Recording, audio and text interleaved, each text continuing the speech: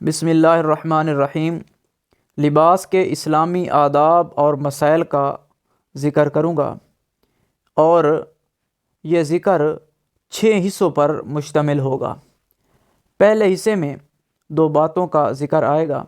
Number 1، لباس کا لغوی اور شرعی معنی بیان کیا جائے گا، اور دوسرے نمبر پر لباس شرعی کے 9 اوصاف ذکر کیے جائیں گے۔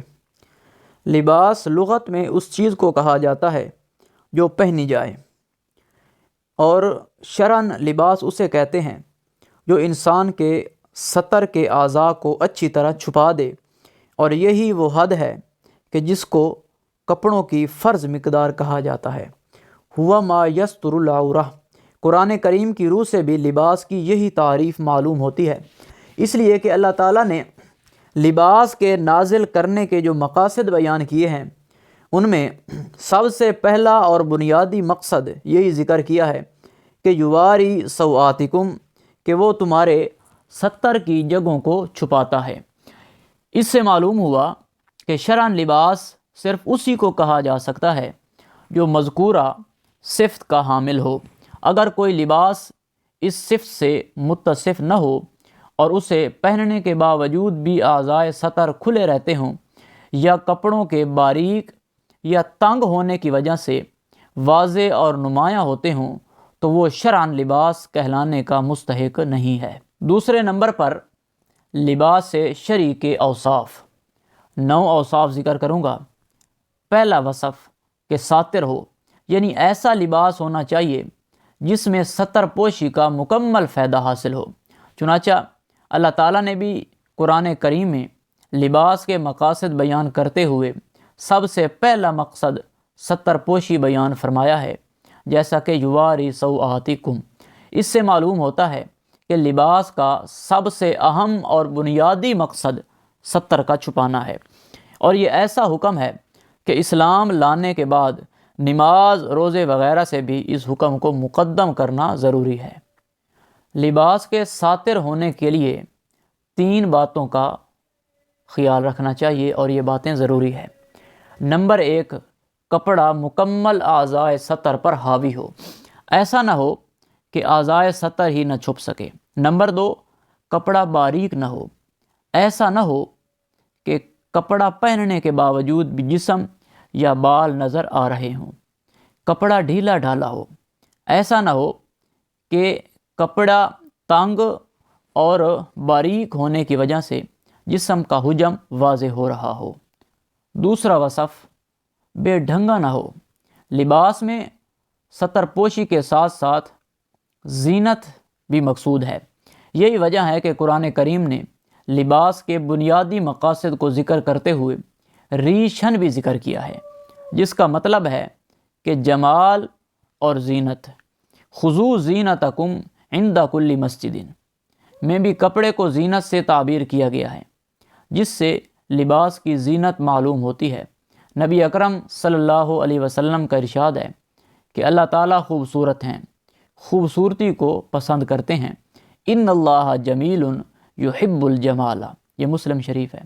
ایک صحابی نے نبی اکرم صلی اللہ علیہ وسلم سے دریافت کیا کہ مجھے یہ بات پسند ہے کہ میرے کپڑے اچھے ہوں، میری چپل اچھی ہو، تو کیا یہ تکبر تو نہیں ہے؟ آپ صلی اللہ علیہ وسلم نے ارشاد فرمایا، ان اللہ یحب الجمال ولکن الکبر من بطر الحق وغمس الناس، بے شک اللہ تعالیٰ خوبصورتی کو پسند کرتے ہیں، لہٰذا یہ کوئی تکبر کی بات نہیں۔ متکبر وہ شخص ہے جو حق کے سامنے اکڑے اور لوگوں کو ذلیل سمجھے۔ تیسرا وصف تشبہ سے پاک ہو۔ تشبہ میں 3 چیزیں داخل ہیں۔ کافروں کے لباس کی مشابہت اختیار نہ کی جائے، فاسق فاجر اللہ کے نافرمان بندوں کی مشابہت اختیار نہ کی جائے، جن سے مخالف کی مشابہت سے اعتراض کیا جائے، یعنی مرد کے لیے عورت کے لباس کی اور اسی طرح عورت کے لیے مردوں کے لباس کی مشابہت اختیار کرنا جائز نہیں ہے۔ چوتھا وصف ریشم کا نہ ہو۔ یہ وصف مردوں کے کپڑوں کے لیے ہے، عورتوں کے لیے نہیں ہے، اس لیے کہ وہ ریشم کے کپڑے استعمال کر سکتی ہیں۔ نبی کریم صلی اللہ علیہ وسلم کا ارشاد ہے کہ میری امت کے مردوں پر ریشم اور سونا پہننا حرام ہے اور عورتوں کے لیے حلال کیا گیا ہے۔ حرم لباس الحریری والذہب علی ذکور امتی واحل لاناسہم۔ پانچواں وصف، سرخ نہ ہو۔ یہ وصف بھی صرف مردوں کے کپڑوں کے لیے ہے، چنانچہ مردوں کے لیے گہرا سرخ کپڑا پہننا مکروہ ہے اور ہلکا سرخ جائز ہے۔ چھٹا وصف، معصفر مزعفر مورس نہ ہو۔ عصفر ایک خاص قسم کے زرد رنگ کا پودا ہے جس کو پانی میں ڈال کر کپڑے رنگے جاتے ہیں۔ عربوں میں اس کا رواج تھا۔ ورس بھی ایک پودا ہے جو کپڑا رنگنے کے کام آتا ہے، اور زعفران تو واضح ہے، ایسا کپڑا جو عصفر، زعفران یا ورس میں رنگ دیا جائے اس کو معصفر مزعفر مورس کہا جاتا ہے۔ ان کپڑوں کا مردوں کے لیے پہننا مکروہ ہے، عورتیں پہن سکتی ہیں۔ چھٹا وصف، عیش و عشرت سے اجتناب کیا جائے۔ حد سے زیادہ عیش و عشرت اور تنعم کو لباس سے اجتناب کرنا چاہیے، اس لیے کہ یہ کافروں اور اللہ تعالیٰ کے نافرمان بندوں کا طریقہ ہے۔ نبی کریم صلی اللہ علیہ وسلم کا ارشاد ہے، آپ نے فرمایا، عیش و عشرت سے بچو کیونکہ اللہ کے بندے عیش و عشرت میں نہیں پڑتے۔ حضرت عمر رضی اللہ تعالیٰ عنہ کا قول ہے کہ عیش و عشرت سے اجتناب کرو اور مشرکین کے لباس کو اپنانے سے بچو اور ریشم پہننے سے بچو۔ ساتواں وصف، اسراف اور تکبر سے اجتناب کیا جائے۔ کپڑوں کے سلسلے میں ایک اہم تعلیم یہ ہے کہ اس میں اسراف اور تکبر سے بہر صورت اجتناب کیا جائے، اس لیے کہ نبی اکرم صلی اللہ علیہ وسلم نے کپڑوں میں بطور خاص ان دونوں اوصاف سے منع کیا ہے۔ نبی کریم صلی اللہ علیہ وسلم کا ارشاد ہے کہ کھاؤ، پیو اور صدقہ کرو اور کپڑے پہنو، تمہیں اجازت ہے جب تک کہ اسراف اور تکبر کی گندگی شامل نہ ہو جائے۔ کلوا واشربوا وتصدقوا والبسوا ما لم یخالطہ اسراف او مخیلۃ۔ قرآن کریم میں اللہ تعالیٰ نے فرمایا، یا بنی آدم خذوا زینتکم عند کل مسجد وکلوا واشربوا ولا تسرفوا انہ لا یحب المسرفین، کہ اے آدم کے بیٹو، جب بھی مسجد میں آؤ تو اپنی خوش نمائی کا سامان یعنی لباس جسم پر لے کر آؤ اور کھاؤ پیو اور فضول خرچی مت کرو۔ یاد رکھو کہ اللہ تعالیٰ فضول خرچ لوگوں کو پسند نہیں کرتا۔ آٹھواں وصف، جس طرح کپڑوں میں اسراف سے بچنا ضروری ہے، آٹھویں وصف کا عنوان یہ ہے، حیثیت کے مطابق ہو۔ جس طرح کپڑوں میں اسراف سے بچنا ضروری ہے، اسی طرح بخل اور کنجوسی سے اجتناب کرنا بھی ضروری ہے۔ شریعت نے ایسا لباس پسند نہیں کیا جس کے پہننے میں انسان اپنی حیثیت کو بھی ترک کر دے۔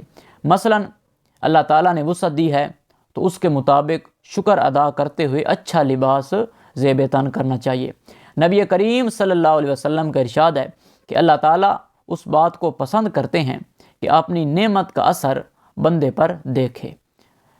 ان اللہ یحب ان یرا اثر نعمتہ علی عبدہ، یعنی اللہ پاک اس بات کو پسند کرتے ہیں کہ اللہ پاک اپنے بندے کے وجود پر اپنی نعمت کا اثر دیکھے۔ ایک صحابی فرماتے ہیں کہ وہ نبی کریم صلی اللہ علیہ وسلم کی خدمت میں حاضر ہوئے، ان کی حالت بڑی پراگندہ تھی، جسم پر کپڑے بھی بہت ادنا درجہ کے تھے۔